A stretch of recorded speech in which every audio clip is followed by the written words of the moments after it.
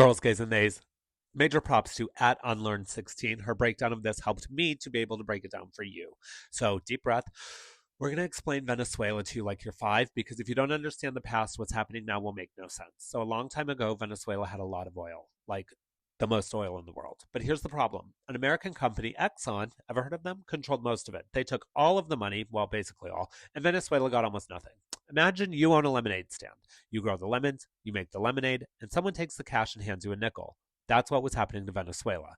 So their economy started to fail. Sorry.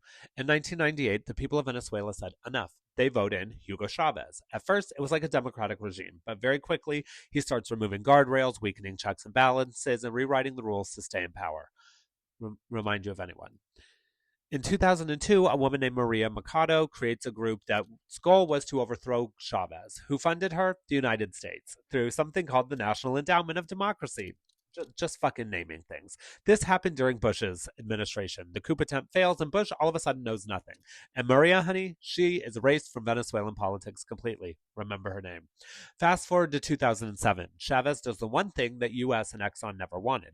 He nationalizes oil, meaning Venezuela keeps its oil and it keeps the money. Exxon sues Venezuela for billions, wins on paper, but no one actually forces Venezuela to pay. After that, oil production collapses from 3 million barrels a day to about 700,000. Why? Corruption, pressure, and quiet unofficial sanctions.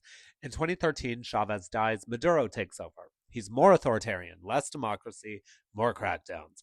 Then Obama decides to label Venezuela's government a threat to U.S. national security and ties it to drug trafficking. 2017, Trump steps in and slams Venezuela with heavy economic sanctions, and the economy gets strangled. Here's where things get wild. 2025. Remember Little Miss Maria, the woman who tried to overthrow Chavez? Well, oh my God, she just won the Nobel Peace Prize, and she dedicates it to Donna Ria. Then Donna Ria starts attacking Venezuelan boats, calling them drug cartels, and people are asking, why is Trump doing this?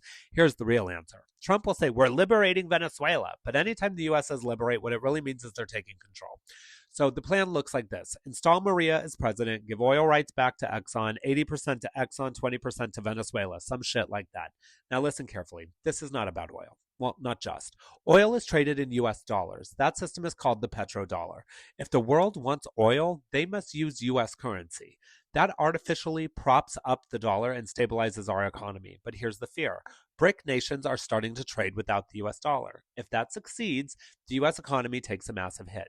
So when someone says to you, is this about the oil? You say, yeah, babe, but oil is just the vehicle. This is about controlling trade, currency, and the global economy. That's Venezuela. That's the past. And that's what's happening right now. It is not random. It is strategic.